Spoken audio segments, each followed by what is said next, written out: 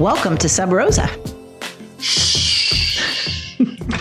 All right, here's the question for today. My boss wants to socialize with me. I know with hybrid work environments, we're not spending as much time together, but is there a way for me to gracefully avoid his non-sexual, needs to be said, entreaties without screwing my job prospects? What do you think? Oh, this is perfect for the needy boss thing. Listen. I'm gonna. My favorite movie, of course, well, not my favorite movie, but favorite scene from a movie insofar as work is concerned, is Empires of the Sun, and it's based on a J.G. Ballard book. In the beginning, a train pulls up to like a Japanese prisoner of war camp. Guy jumps out of the train, and a Japanese soldier says, "Pick up that rock." He goes, "Sir, I'm an officer of the British Army." And the Japanese soldier goes, "Huh," hits him in the head with the gun and knocks him down. John Malkovich, who's also in the train and witnesses this, jumps out. The British Army officer goes, No, I'm okay. And Malkovich looks at him like, and picks up the rock. Right. There's a certain, you got to pay to play. There's a certain amount of paying to playing. There's certain things that you know won't lead to other things. So if your boss is saying, hey, I have tickets to a baseball game. I myself hate baseball, but that's not there's so many games that he's not going to drag you to every single game. It's maybe healthily be viewed as a one-time thing. File it under team building and do it. Drinks, probably not. Dinner, probably not. Events at his house, kids' birthdays, anniversaries. That's the little, I don't know. At that point, he's considering you a friend. You might decide if that's not a comfortable designation for you. Movies, no. No. I mean, the more date-like it seems, the less likely you should be to do it. A baseball game is fine. Like I said, I hate baseball. I would never forget that I was doing a work solid at a baseball game. But I think that it would be unwise in the extreme for me to advise you to say, screw that guy, we're not doing it. Never, forget it. And I had a couple of questions. If this, person, if I was talking to them, I would say, why don't you want to socialize with your boss? And one of the questions would be, how often are these invitations coming along? Because I do think that, let's just assume that the person that's writing this in is a woman, and that she is accurate about the fact that her boss doesn't have sexual motives. So we'll just assume that that's given. I think one of the questions is we just did episode 13, the needy boss. Is the boss trying to make you his friend, right? Are these invitations coming out once a week? Does he think like every Thursday we're supposed to go out for drinks or we're supposed to go out for lunch? I think that you can think about a time continuum. Like, I think it's appropriate to have once a quarter to have lunch with your boss. Right? Like, if your boss wants to socialize, once a quarter is probably a good cadence. Anything more than that, I'd get into the question of like, why? And then there's also the other team impact. Is your boss taking everybody else out? Is it just you? Are we going to get into sort of weird sibling rivalry things? And then I think the other idea is there's a big difference between one-on-one and it's a team thing, right? Because I agree with you that when it comes to team building, you really are required to participate. Right. And, in some cases, you might be able to negotiate if it's always, a happy hour and the expectation is that every Friday you're going to go out to happy hour. You might be able to plead, hey, need to get home and see the kids, whatever, some other thing. Right. But the challenge that I've always had, part of the problem for me is working in advertising. Everything is about alcohol. Right. Yeah, right. And I haven't had a drink since 1989. Right. Yeah. So anytime I'm going to go to any event, and drinking is the main focus, that's not going to be something that's going to be interesting to me, right? Yeah. Been to a million of them, get a lot of information, by the way, when everybody else is drunk and I'm driving people to wherever they need to be.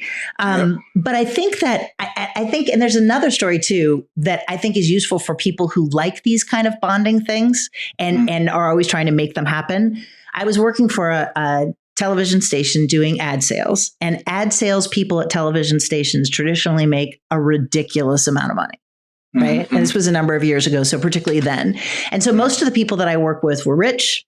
All of them were married. Their husbands also had, super big fancy careers. It was all women in this group.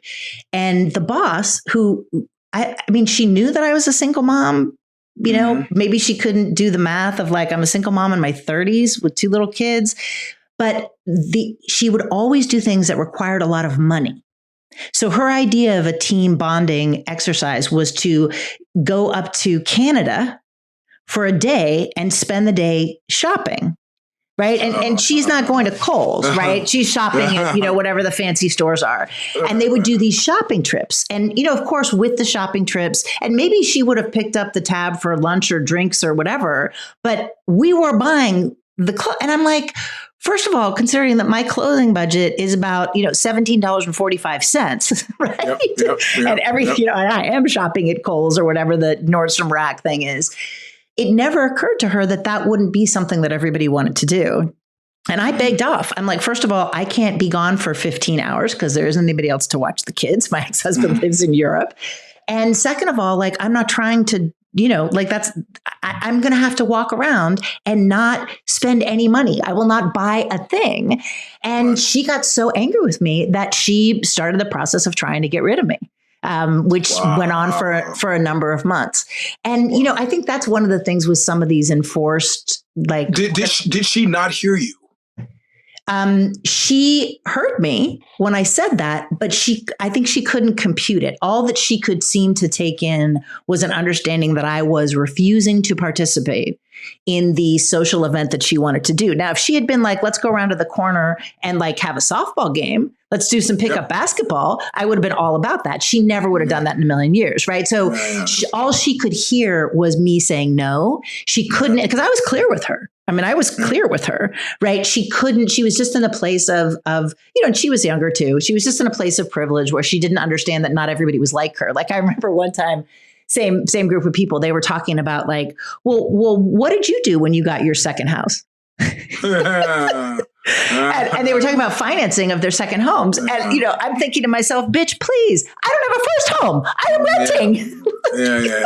Well, see, that's when you have to do like those old detective dramas from the 70s and start rubbing, for those people just listening, just start rubbing your fingers together to indicate, I can't afford to go.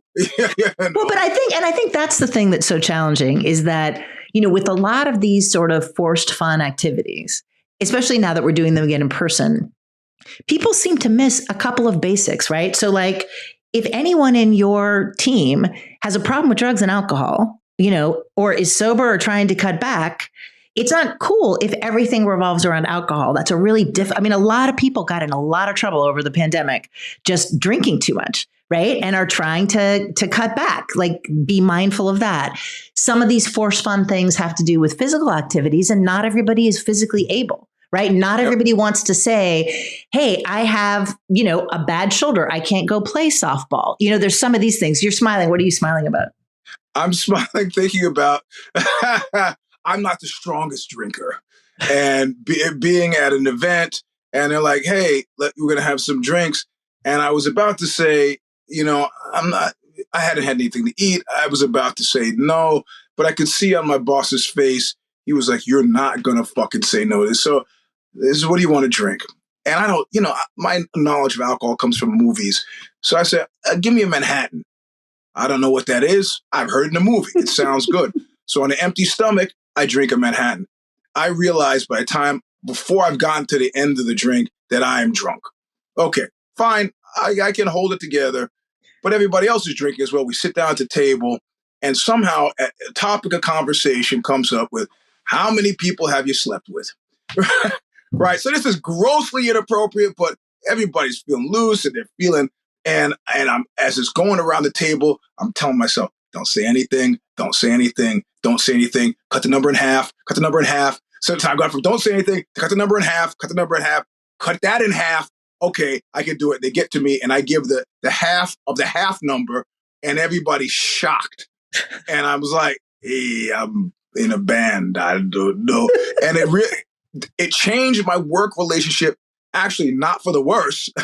It actually changed it for the better. But this is when you have the boss who somehow believes now I'm his avenue to virility, which is what we discussed in the needy boss portion of the topic. So it didn't really ruin me for the job, but it did let me know I don't want you, me to myself, do not be drinking at corporate events again. Do not do this. Get yourself a near drink, O'Doul's or something like that. And let's just try to ride this one out. And, like I said, it worked in that Absolutely. instance. Absolutely. Yeah. All right. So if you have a question for us, WTF at Bad Boss Brief, and we'll catch you later. Thanks. Bye. Adios.